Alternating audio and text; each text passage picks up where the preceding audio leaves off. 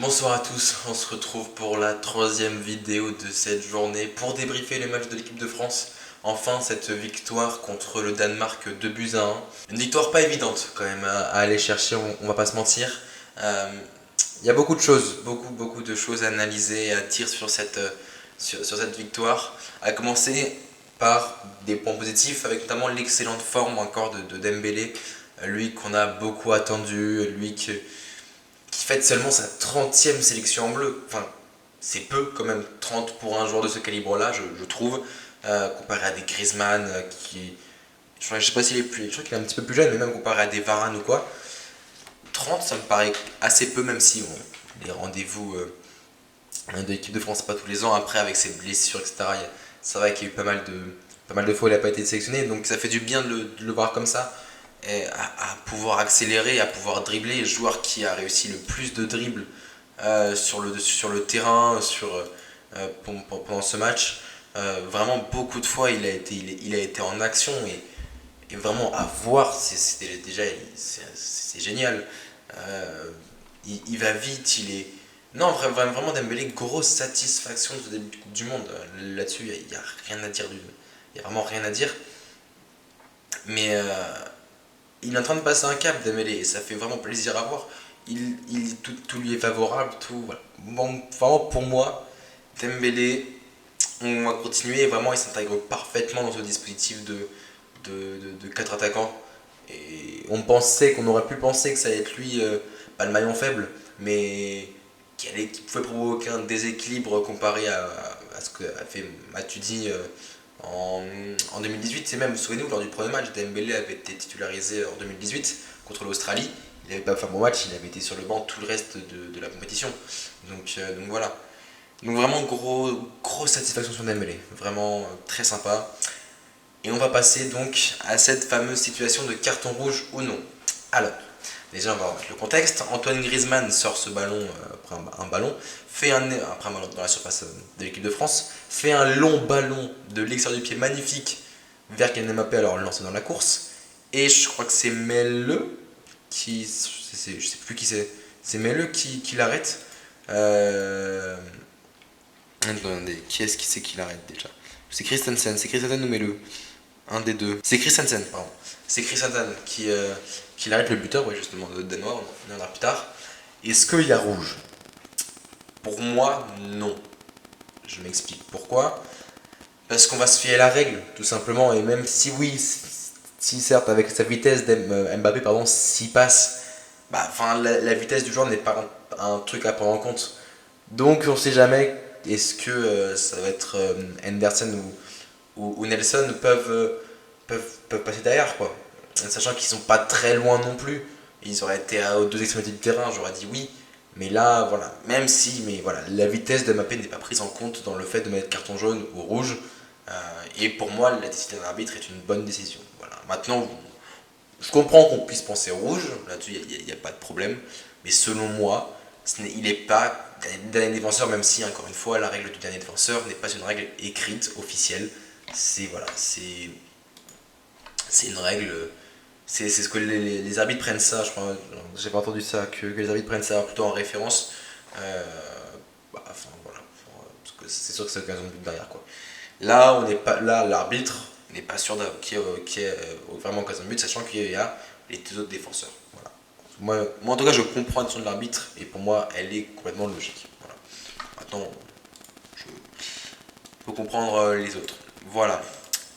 Euh, Et puis, ah oui, la première grosse alerte sur le but danois, avec ce coup franc de Griezmann qui va aller sur le côté pour Ousmane Dembélé, encore lui, qui distille un magnifique centre, c'est sur la tête d'Adrien Rabiot, et Kasper Schmeichel voilà, qui se détend bien pour arrêter ce ballon et l'enlever de sa ligne.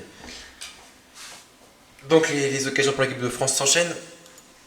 Avec encore une fois, Dembélé qui a fait beaucoup de mal à la défense danoise, notamment à Melleux sur le côté gauche.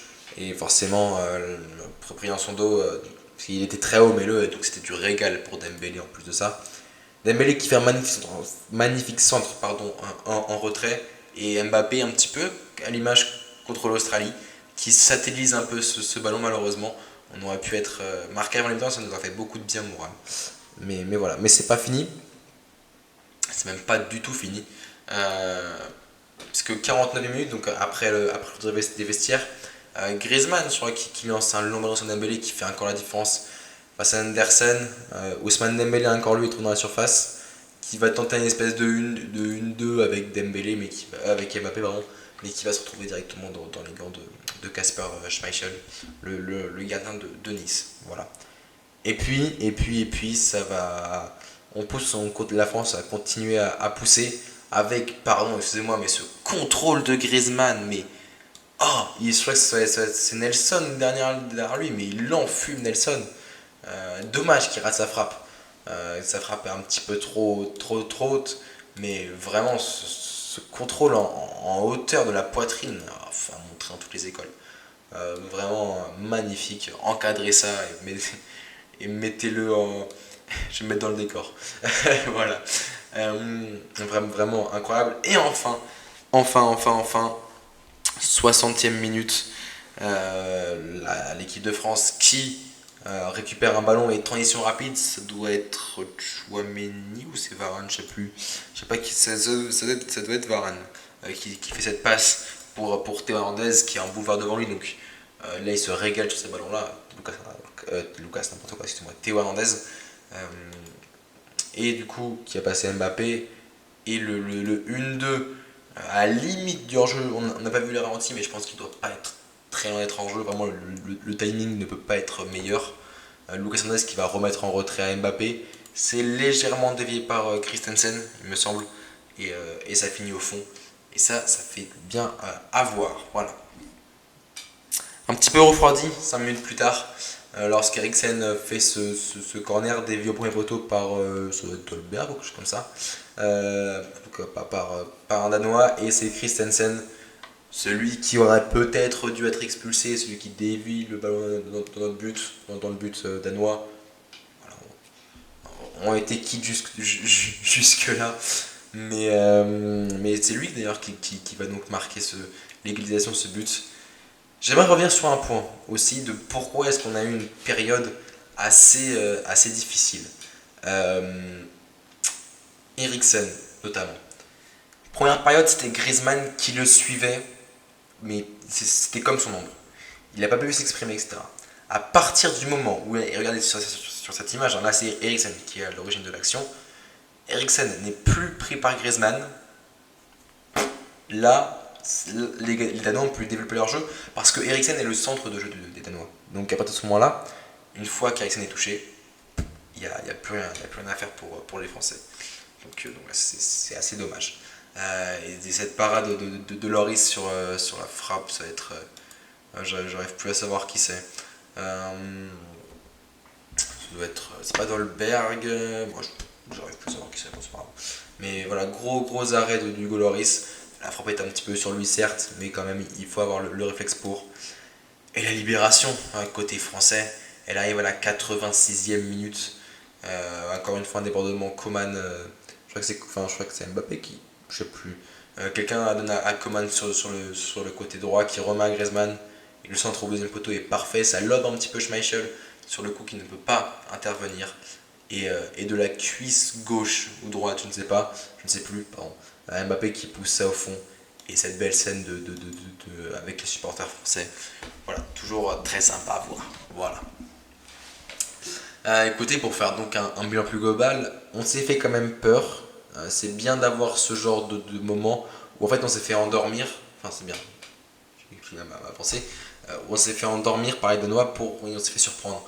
Ça montre déjà qu'on a du caractère et qu'on a pu derrière se remettre et aller dans le bon sens. Les changements ont été très bons. Marcus Thuram a eu beaucoup d'impact physique.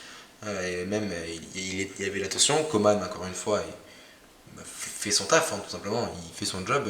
Coman de super sub et ça, il n'y a que lui pour le remplir bien comme ça. Donc voilà.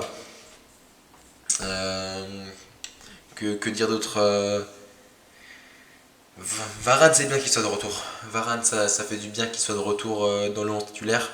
même s'il a dû sortir un petit peu tôt forcément il n'a pas forcément les jambes pour jouer 90 minutes. Mais c'est bien, on avait des défenses plus sereines, plus solides.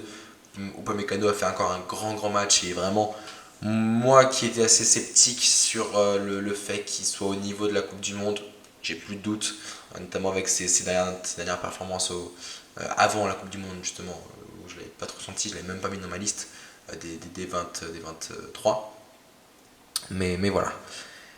Écoutez, Mbappé qui égalise Zinedine Zidane, qui passe devant Papin et je ne sais plus qui, et Juste Fontaine au classement des buteurs français, ça fait toujours plaisir, il va continuer à augmenter. Il a 20 buts, pardon, Olivier Giroud, hein, et il a quand même une longue carrière devant lui, il a encore 10 ans. Donc je pense qu'il marquera plus de 2 buts par année. Donc c'est très possible que Mbappé se retrouve en tête du classement des buteurs, surtout qu'il n'a pas encore fini de nous impressionner. Voilà. Écoutez, c'est bien d'avoir. Du coup, on est qualifié pour les huitièmes de finale, ça c'est un bon point. Maintenant, ce soir, avec Argentine-Mexique, on va voir qui est-ce qu'on va potentiellement prendre. Attention, hein, on va quand même avoir un gros, je pense, tout de même en huitième. Comme en 2018, on avait pris l'Argentine. On peut reprendre l'Argentine avec la victoire de la Pologne tout à l'heure. À voir et ça va être très intéressant. Et si l'Argentine perd, Messi saute. Voilà. Écoutez, c'est tout pour cette vidéo débrief. J'espère qu'elle vous aura plu. Mes réseaux sont en description. N'hésitez pas à aller vous abonner. Voilà, c'était tout. Prenez soin de vous. C'était Marc.